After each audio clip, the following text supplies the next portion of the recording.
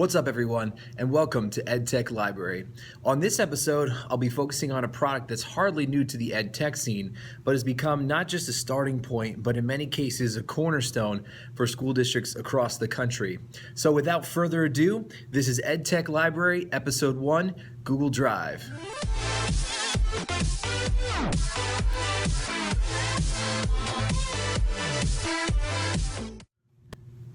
Welcome everyone to Edtech Library. My name is Mike, and in this episode I'm going to talk a little bit about a product, as I said before, that is hardly new to the edtech scene, but I thought would be a good place to start as it's really serving as a foundation for a lot of school districts moving forward into a digital world. So Google Drive is really a byproduct of a couple different companies that were purchased by Google back in 2007.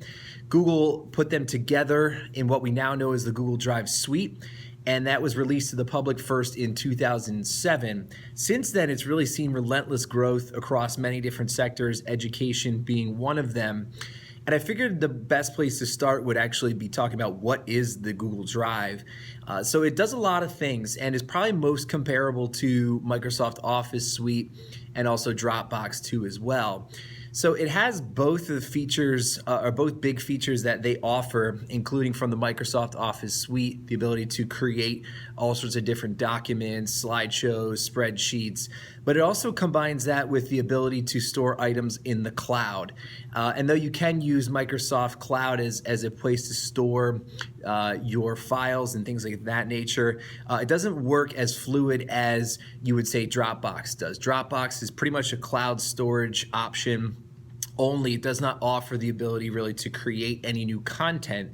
So Google Drive really combined the two together to form this product that has been very attractive to schools because of its ability to serve as free storage basically in the cloud with Google, and also its ability to give the users the ability to access a full suite or Office suite of products, including, but not limited to, Google Docs, Google Slides, and also Google Sheets.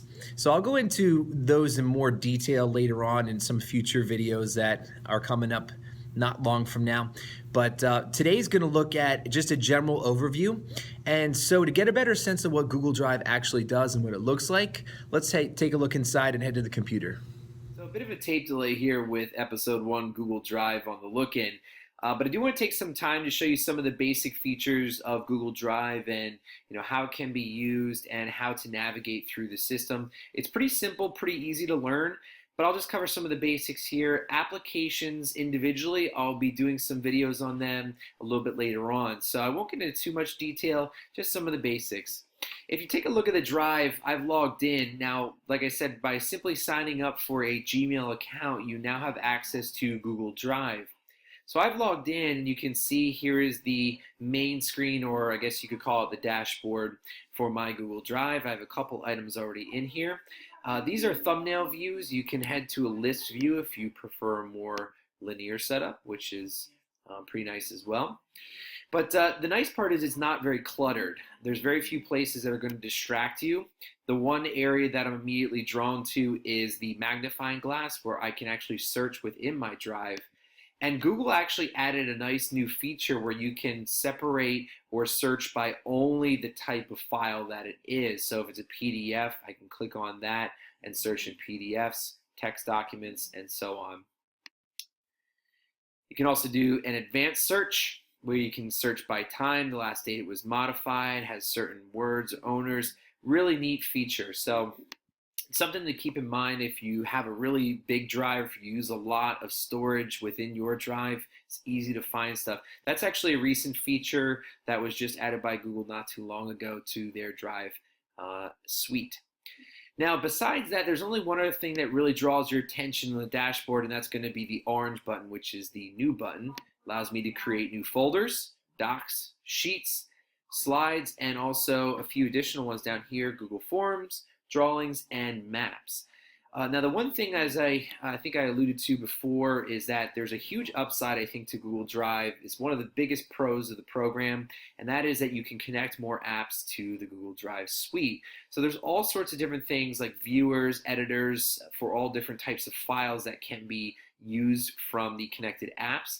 And so I think that's really where a lot of people are going to be able to customize their drive and use their drive to meet their needs.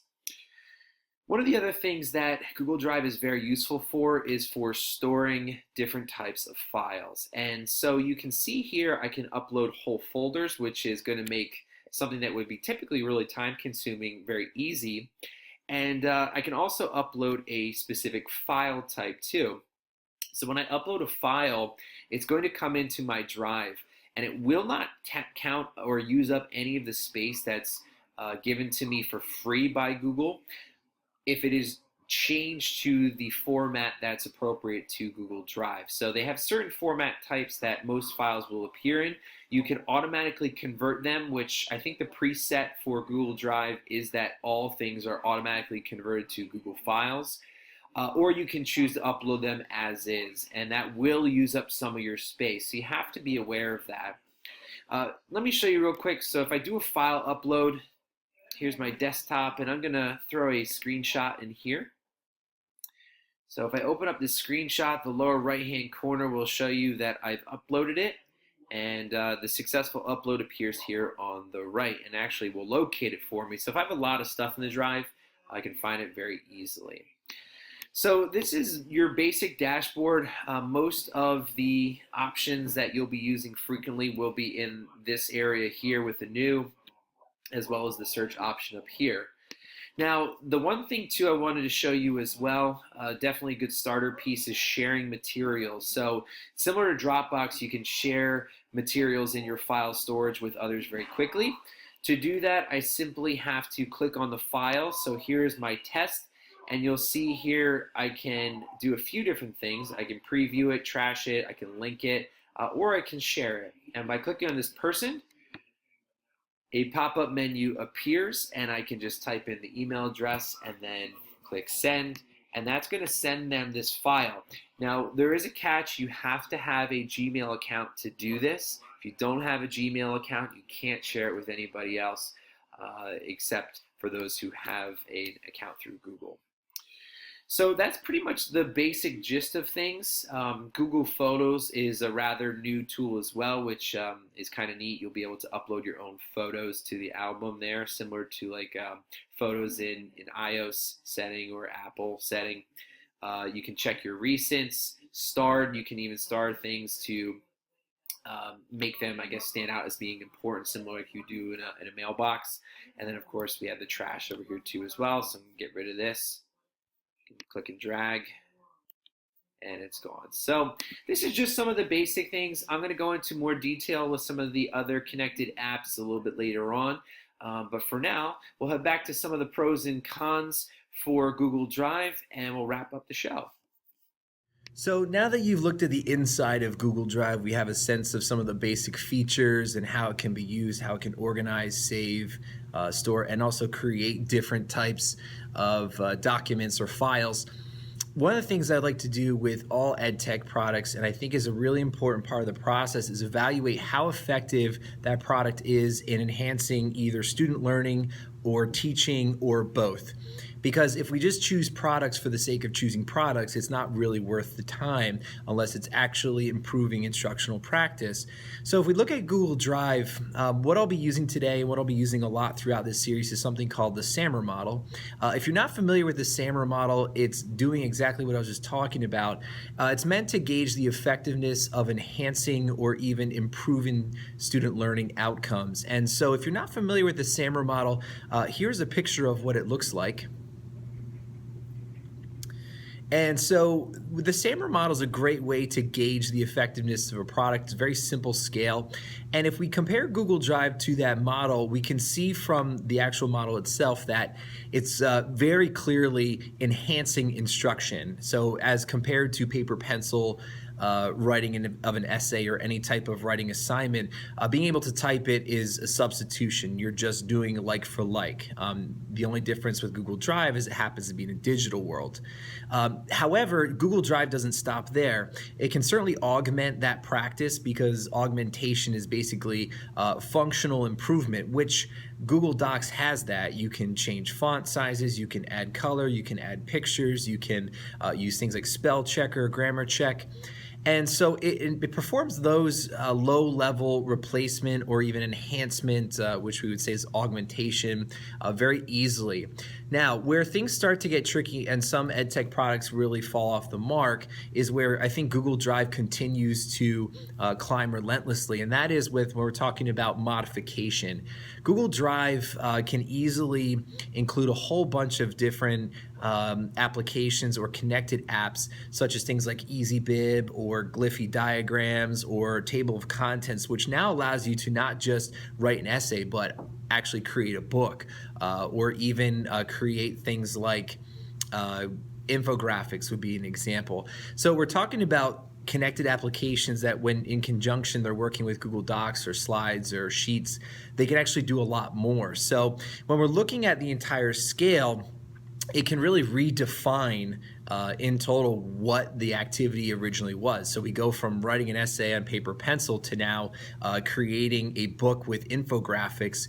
You've completely changed the assignment just by using the Google Drive application. So all in all, the functionality allows for admins, teachers, students, and parents to really redefine what is possible by using some of the Google Drive apps. Now, why is this important for education? Well, for a few reasons. Number one, I think first and foremost, it's free. Free is always a great thing in education. Certainly resources can be limited, and so access to a suite like this is really a huge step forward. When you compare it to having to buy hundreds of different licenses for Microsoft Office, and then also having Dropbox on top of it for storage capacity in the cloud, it's a no-brainer. You have to take Google Drive because it has all those things in one. The bigger thing too, or one of the other bigger things too, is that it removes a lot of the barriers to access. So now instead of a student having to go out and buy Microsoft Office Suite, they can actually just use the Google Drive. And since it can sync across several different platforms, that's a really important improvement for schools and for kids. In addition to that, and I'll go into this in more detail in some of the future videos on docs and slides and sheets, it really is accommodating a lot of what we consider to call the 4 C's. The 4 C's are widely agreed to be some of the barometers for 21st century skills success. So collaboration, communication, critical thinking, and creativity. And Google Drive can help you complete these things or at least move towards those particular skills, which are so important to our students today. And really it allows students to move from content consumers to creators. Like I said, removing those barriers to access really allows kids to work from virtually any device as long as it's connected, and instead of just consuming content, actually go out and create it. One of the other big pieces I mentioned before, it's a great place to upload files. Virtually any file type you can place in there in one computer or one device, and then you can go ahead and get it from a different device, which is a really great thing too as well.